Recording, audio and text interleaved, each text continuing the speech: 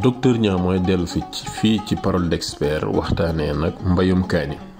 seen émission Astol mi nga xam ne mooy jaay engrais granulé yi ak engrais foliaire yi moo leen ko may. salaamaaleykum mbokk yi donc ma wax ak yéen tuuti ci mbayum kaani bi nga xam ni wax naa ko léegi ci tubaab kaani mbay mu am solo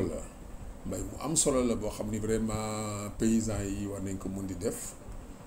parce que plante la boo xam ni bis bu nekk Sénégalais yi dañ koy jëfandikoo. te même bu demoon ba bëgg a làmb sax mun nga ko transformer def ko kaani def ko paccal wala yu mel noonu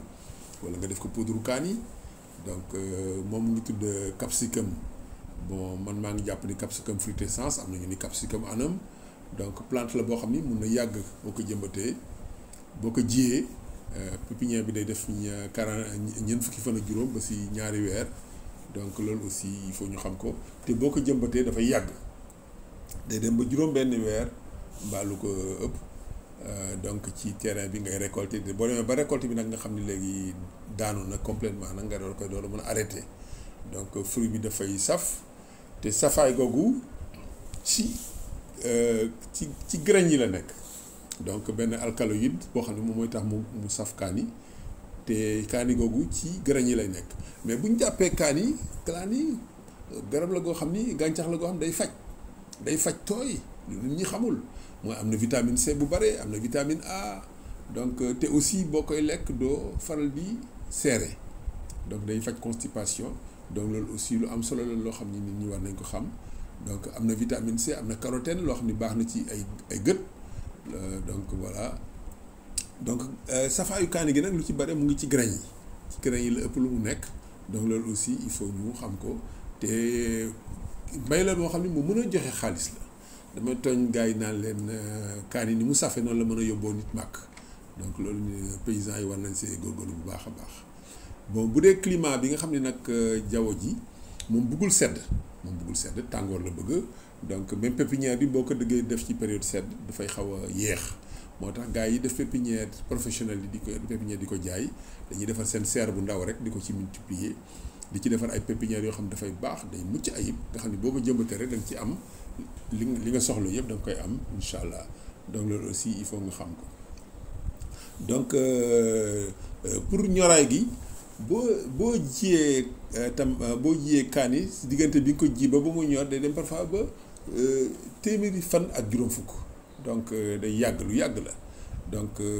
donc mais bu commencé am juróom ñetti weer rek moom mun na commencé jur ngay ñor di récolter rek nag ba mu am téeméeri fan ak juróom fukk donc te aussi dañuy bëgg booy witt kaani nga bañ ko bàyyi ba mu ñor ci ndeyam bu commencé wert rek nga xam ne mat na rek nga witt ko après comme ça di nga tax ba léegi ndey ji du gaaw a sonn te dina la yokk rendement loo xam ne lu ma ñeent fukk ci téeméer dina ko yokk ci sa rendement ci sa tool donc suuf si aussi moom bëggul suuf su diis trop parce que moom bëggul suuf su taa moom suuf su oyof la bëgg parce que moom kenn du ko jëmbat mu xóot donc loolu la bëggul vraiment loolu ñuy wax ci tubaab asphyxie maanaam ndox moom suuf soo xam dafay taa parce que moom ay reenam amuñu doole trop du comme reenu tomate nga xam dafay dem ci biir moom reenam ci kaw rek lay nekk bon xorom nag benn plante bëggul xorom mais moom si mun na dem ba 3 grammes xorom par litre donc moom te aussi moom li muy laaj ci ndox moo gën a néew tuuti li tomate di laaj ci ndox te aussi mun nga ko produire at mi yëpp donc loolu aussi am na solo ñeenti téeméeru gramme ngay am pour def 1 hectare donc lu mu bare 400 grammes mu ñeenti téeméeri gramme ngay def pour def 1 hectare pépinière bi nag day xaw yàgg moom moo gën a gudd bu tomate moom day dem si ñeent fukki fan ak juróom ba juróom benn fukk fan loolu aussi il faut ngeen xam ko fertilisation nag ku bëgg engrais la engrais booy def fond bi nga def matière organique ak engrais donc booy aussi engrais couverture bi aussi soxla na engrais minéral NPK bu am solo boo xam ni dina bare phosphore ak potasse bëgg na ko lool donc loolu aussi ngeen xam ko te boo koy jëmbat aussi moom bëggul nga suul bu xóot bon rendement bi mun a dem ba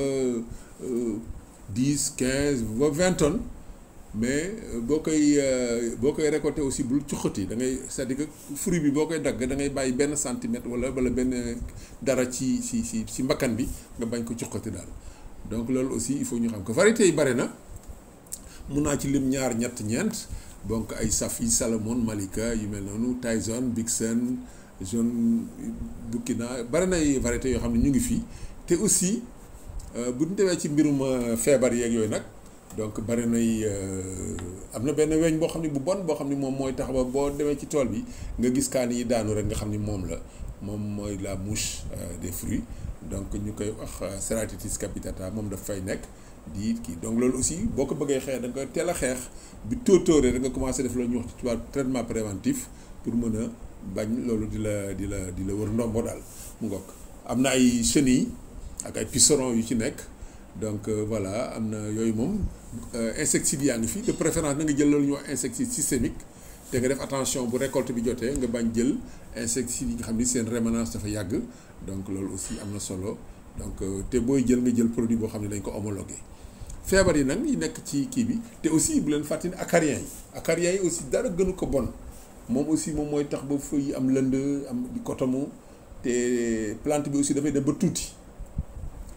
tuuti donc day mel na ko ngaana donc loolu aussi am na ci solo ngeen xam ko donc traitement préventif daal avec des produits homologués am na aussi problème mu nématode moo tax dañuy bëgg fa nga defoon tomate mbaa yooyu nga bañ fa demaat di fa defaat kaani parce que ñoom ñoo bokk famille loolu aussi pour tënk pour bañ a gudd loolu la amoon lu ma leen di wax ci mbayum kaani